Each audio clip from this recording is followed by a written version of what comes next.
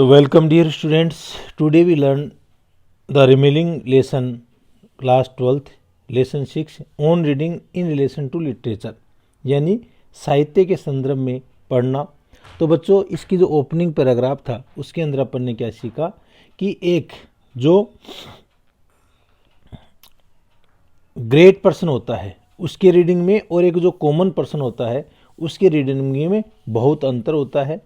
आम जो जनता है वो जो किताबें हैं उनको केवल देखने से उनके जो पन्ने हैं वो पलटने से ये मान लेते हैं कि मैंने अमुक अमुक चीज़ को पढ़ लिया है और वो उसके बारे में एक जो क्लियर आइडिया है या क्लियर ओपिनियन नहीं बना पाते हैं।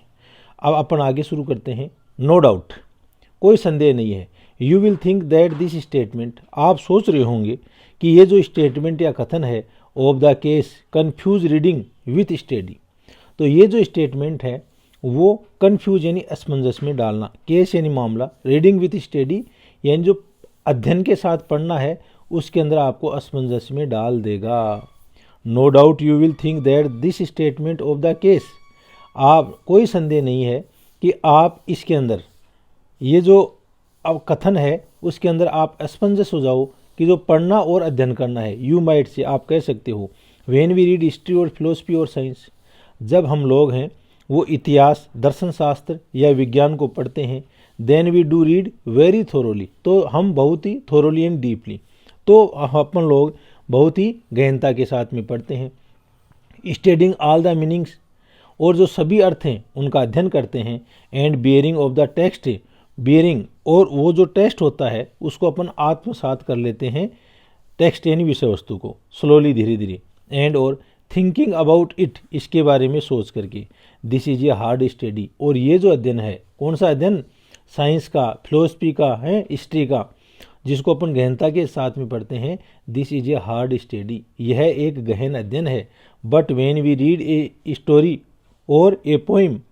लेकिन जब हम एक कहानी या एक कविता को पढ़ते हैं आउट ऑफ क्लास आवर्स, कक्षा के घंटों के बाहर बाद के समय में या कक्षा के समय के बाद में जब हम कविता या किसी कहानी को पढ़ते हैं, we read for amusement, amusement बच्चों प्लेजर या मनोरंजन को बोलते हैं। तो उन चीज़ों को हम केवल मनोरंजन या मनोरंजन के लिए पढ़ते हैं। किनको पढ़ते हैं मनोरंजन के लिए, पोइम और स्टोरी को। Amusement and study are two different things, और यहाँ पर जो राइटर है वो ये कह रहा है इस स्टेटमेंट में कि मनोरंजन और अध्ययन है वो बिल्कुल दो अलग अलग चीज़ें होती हैं। आई एम नॉट श्योर, मैं आश्वस्त नहीं हूँ, that you all think this, कि आप भी ऐसा सोचते होंगे। मैं आश्वस्त नहीं हूँ इस मामले में कि श्योर निश्चित होना कि आप भी ऐसा ही सोचते होंगे, लेकिन according to writer amusement and study are different things, यानी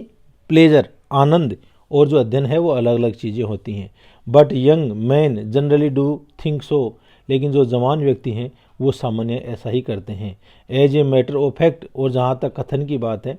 every book worth reading ought to be read in precisely the same way, और जो प्रत्येक किताब होती है वर्थ रीडिंग, जो पढ़ने के योग्य हो, ऐसी किताब जो पढ़ने के योग्य हो, और to be read in precisely the same way, और टू यानी चाहिए, to be read in precisely यानी बिल्कुल ठीक तरीके से, द सेम वे उसको बिल्कुल उसी प्रकार से एक समान रास्ते से उसको पढ़ना चाहिए। That A scientific book is read, जिस प्रकार से एक वैज्ञानिक जो किताब है उसको पढ़ा जाता है। तो बच्चों इसमें इस स्टेटमेंट में राइटर ये कह रहा है कि एक जो पढ़ने योग्य किताब है ना उसको भी बिल्कुल उसी रास्ते से, प्रिसाइजली यानी ठीक उसी रास्ते से पढ़नी चाहिए जिस प्रकार से एक वैज्ञानिक किताब को पढ़ा जाता है। नॉट सिंपली फॉर अम्यूजमेंट, और इन किताबों को जो पढ़ने योग्य किताब है उसको अपन केवल अम्यूजमेंट या प्लेजर के लिए नहीं पढ़ना चाहिए। And every book worth A reading, और प्रत्येक वो किताबें जो पढ़ने के योग्य हैं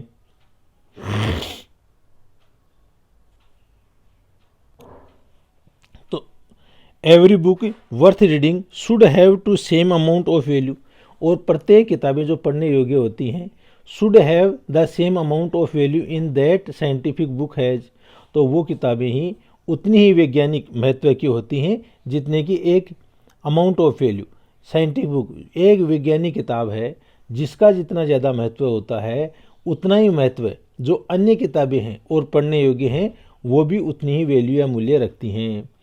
हैज दो यद्यपि द वैल्यू में be of totally difference of kind, ये हो सकता है कि इसकी जो वैल्यू है वो बिल्कुल ही भिन्न प्रकार की हो। फॉर आफ्टर ऑल, इन सब चीज़ों के बावजूद एक गुड बुक ऑफ फिक्शन और रोमांस, एक अच्छी किताब जिसके अंदर कल्पित कहावतें हो, कल्पनाएं हो, और रोमांस या प्रेमाख्यान हो, और poetry is a scientific book, या उसमें कविता हो, तो ये सब चीज़ें भी एक साइंटिफिक बुक या वैज्ञानिक किताब, साइंटिफिक वर्क या वैज्ञानिक कार्य होता है। तो वो किताबें जिनके अंदर कल्पित साहित्य है, रोमांस है, प्रेमाख्यान है या कविताएं हैं, तो वो किताबें हैं, वो भी एक वैज्ञानिक कार्य ही होता है। It has been composed according to the best principle of more than one science, और ये सब किताबें हैं, कंपोज यानी रचना करना, इन सब की रचना की गई है अकॉर्डिंग यानी अनुसार, टू द बेस्ट प्रिंसिपल, बहुत ही अच्छे जो प्रिंसिपल या नियम है, of more than one science, यानी एक विज्ञान के जो नियम होते हैं ना, उन नियमों से भी कई अच्छे जो नियम हैं उनके अनुसार इन किताबों की रचना होती है। But specially according to the principle of the great science, but specially लेकिन विशेष रूप से according to the principles of the great science, यानी इस विज्ञान के जो सिद्धांत हैं ऑफ लाइफ, तो ये जो किताबें हैं ये अपने जीवन के जो जीवन विज्ञान है उसके सिद्धांत हैं उनके अनुसार लिखी जाती हैं। कौन सी? कल्पित साहित्य, कविताएं, ये किसके ऊपर लिखी जाती हैं? अपना जो जीवन का विज्ञान है, जीने का जो विज्ञान है उसके सिद्धांतों पर आधारित होती हैं। The knowledge of human nature, और ये मानवीय स्वभाव है उसके ज्ञान के अनुसार इनको लिखा जाता है।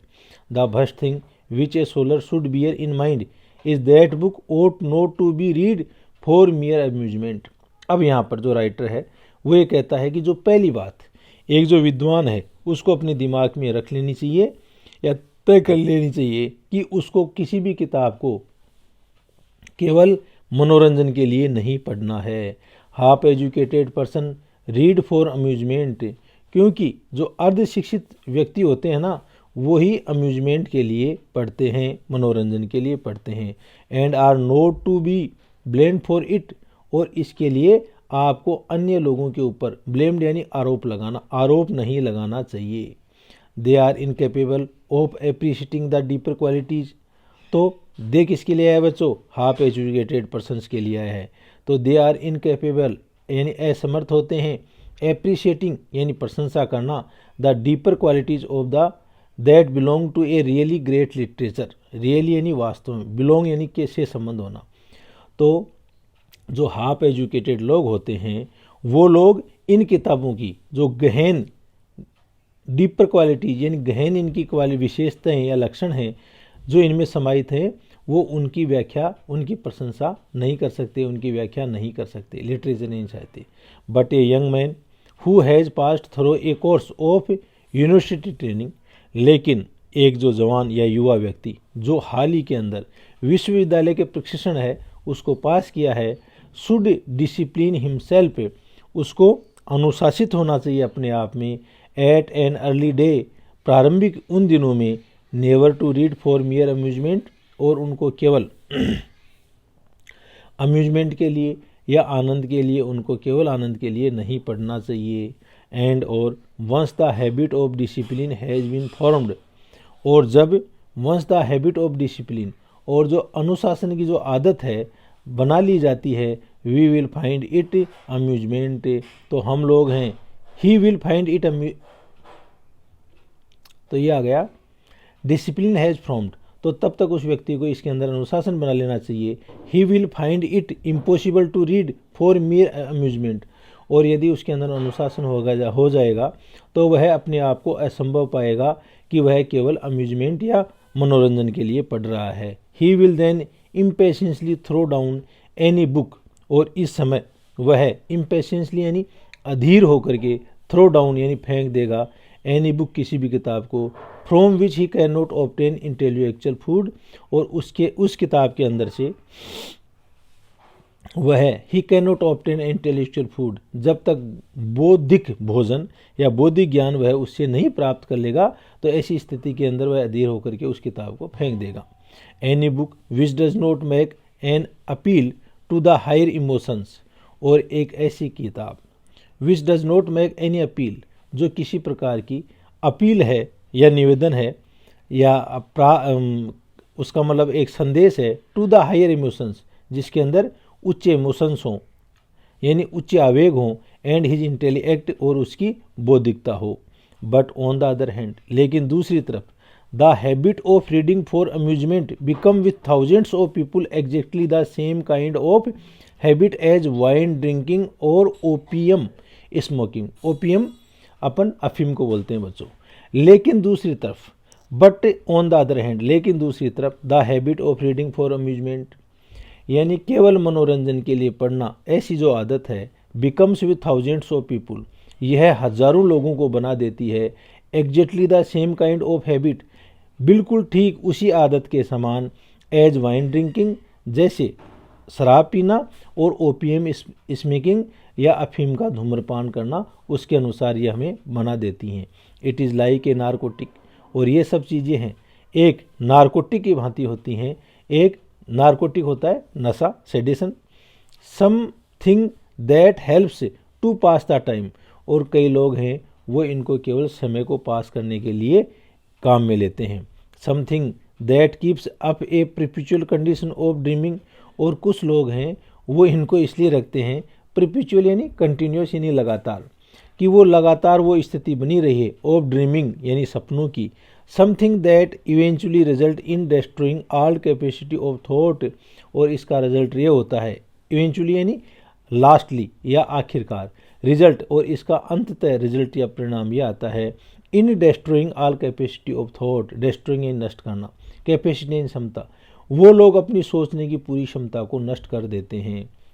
Giving exercise only to the surface parts of the mind, और गिविंग वो सरफेस पार्ट यानी जो सतही स्तर होता है दिमाग का, जो सतही स्तर है ना, उसी की वो केवल लोग एक्सरसाइज या अभ्यास करते हैं। And living the deeper springs of feelings, और वो लोग जो गहन स्प्रिंग्स यानी उनकी जो भावनाएं हैं, स्प्रिंग्स ऑफ फीलिंग यानी उनके अनुभव की जो भावनाएं हैं, उनको वो छोड़ देते हैं। And higher faculties of perception employed, और इस प्रकार से एंड हायर फैकल्टीज, और जो उच्चतर संकाय हैं, और परसेप्शन एम्प्लॉयड, जो उनके अंदर जो अवधारणा उनमें लागू की गई हैं, उनको वो लोग छोड़ देते हैं। कौन लोग छोड़ देते हैं? हाफ एजुकेटेड लोग, जो केवल मेयर अम्यूजमेंट या मनोरंजन के लिए पढ़ते हैं। वो किसी भी जो ग्रेट बुक है उसकी डीपर क्वालिटीज़ है उसको वो लोग नहीं समझ पाते हैं, और इस प्रकार से ये उनकी आदत है, वो एक तरह से नारकोटिक की तरह हो जाती है, सेडेटिव की तरह हो जाती है, जैसे वाइन ड्रिंकिंग है या ओपियम स्मोकिंग, उसकी तरह की उनकी स्थिति हो जाती है। तो इस पैराग्राफ के अंदर जो एक डीपर नॉलेज के साथ में पढ़ता है उसके लिए, और हाफ एजुकेटेड पढ़ता है उसके पढ़ने में अंतर को यहाँ पर राइटर ने बताया है। The test of a great book is whether we want to read, the test of a great book is whether we want to read it only once और मोर देन वंस। एक जो किताब होता है उस किताब का जो टेस्ट या रुचि है, वी वांट टू रीड जिसको हम पढ़ना चाहते हैं, इट ओनली वंस और मोर देन वंस, वो एक बार और एक बार से ज़्यादा अपन पढ़ेंगे तब उसके अंदर आएगा। And any really great book, और कोई भी वास्तव में कोई महान किताब है, we want to read the second time even more than we wanted to read it the first time. तो एक किताब के अंदर जब हम उस किताब को दूसरी बार पढ़ेंगे तो पहली किताब से भी ज़्यादा अपन को उसमें आनंद आएगा। एंड एवरी एडिशनल टाइम, और प्रत्येक अतिरिक्त बार और प्रत्येक अगली बार जब अपन पढ़ेंगे, दैट वी रीड इट, जब हम इसे पढ़ेंगे, we find new meanings and new beauty in it, तो अपन उस किताब के अंदर नए नए अर्थ अपन को मिलेंगे और नई सुंदरता अपन को मिलेगी। A book that a person of education and good taste, a book that a person of education, और एक जो किताब है that a person of education, जो एक शिक्षित शिक्षा का व्यक्ति है, एंड गुड टेस्ट, और अच्छी उसके अंदर रुचि के लिए, does not care to read more than once is very probably not worth much. Does not care, तो इसका बिल्कुल भी ध्यान नहीं देना चाहिए, to read more than once, एक बार से ज़्यादा पढ़ना, इज़ वेरी प्रोबेबली, और यहाँ बहुत ज़्यादा संभावना होती है, नॉट वर्थ मच, और इससे ज़्यादा, but we can not consider the judgement of a single individual infallible यानी अचूक, लेकिन हम किसी एक व्यक्ति का, सिंगल इंडिविजुअल यानी एक व्यक्ति का जो जजमेंट या निर्णय है उसको अपन अचूक नहीं मान सकते, यानी उसके निर्णय को सही नहीं मान सकते। The opinion that makes a book great much be the opinion of many, और यदि किसी किताब को महान किताब कहा जाएगा तो इसके अंदर अपन तभी कह सकते हैं जब बहुत सारे लोग हैं वो उसको महान माने। For even the greatest critics, और यहाँ तक कि जो महान आलोचक हैं, are apt to have certain dullness, उनके अंदर ऐसी ही उदासीनता होती है। कार्ले फॉर एग्जाम्पल, और जो कार्ले एक थिंकर है, उदाहरण के लिए, कुड नॉट एंड्योर ब्राउनिंग, तो रॉबर्ट ब्राउनिंग है वो भी एक बहुत बड़ा इंग्लिश पोइट हुआ है, तो कार्ले उसका समकक्ष था, तो वो कभी भी जो ब्राउनिंग की रचनाएं हैं उनको एंड्योर यानी सहन नहीं कर पाया। Byron could not endure some of the greatest of English poets, और जो बायरन है वो भी एक बहुत बड़े पोइट थे, तो वो भी उस समय के जो अन्य ग्रेटेस्ट इंग्लिश पोइट हैं उनको वह सहन नहीं कर पाया। A man must be many sided to utter a trustworthy estimate of many books, और इस प्रकार से एक व्यक्ति है उसको बहुदिशात्मक होना चाहिए, to utter a trustworthy estimate, जिससे कि वो उसका एक ट्रस्टवर्दी यानी विश्वास करने योग्य आकलन कर सके ऑफ मैनी बुक्स, कई किताबों का। We may doubt the judgement of the single critic at times, और कई बार है हम जो एक समालोचक है उसके जजमेंट है उसके ऊपर संदेह अपन कर सकते हैं, but there is no doubt possible in regard to the judgement of generation से, लेकिन यदि उस कई पीढ़ियां हैं, कई पीढ़ियों का जो निर्णय है यानी कई पीढ़ियों ने उस वर्क को अच्छा या ट्रस्टवर्दी मान लिया है, तो उसके ऊपर अपन संदेह नहीं कर सकते। Even if we can not at once perceive anything good, और जब हम किसी चीज़ के अंदर अच्छा देखते हैं इन ए बुक, ए किताब में, which has been admired and praised for hundreds of years, और इस किताब को कई वर्षों से, जो कई सौ वर्षों से इसकी प्रशंसा की जा रही होती है। वी मे बी श्योर, हमें यह आश्वस्त होना चाहिए, that by studying it carefully, कि इसको हम कोशिश करें, इसका अध्ययन करें सावधानी पूर्वक। We shall at least be able to feel the reason of this admiration and praise, we shall at least, और हम अंततः बी एबल हम योग्य हो जाएंगे, टू फील द रीजन, उस रीजन या तर्क को महसूस करने में, एडमायरेशन एंड प्रेज जिसमें प्रशंसा हो, the best of all libraries for a poor man, और जो अच्छी सी लाइब्रेरी या पुस्तकालय हैं एक गरीब व्यक्ति के लिए, would be A literary entirely compose of A such great works, would be A library, तो ये एक ऐसी पुस्तकालय होंगे completely composed of such a great works, कि इनके अंदर एक महान कार्य है वो किया गया है, ओनली यानी केवल, books which have passed the test of time, और इस प्रकार से ऐसी किताबें हैं वो समय के साथ में वो सही सटीक साबित हुई हैं, उत्तीर्ण हुई हैं। तो अपन इतना ही लेते हैं, अगले लेसन में मिलेंगे बच्चों। ओके।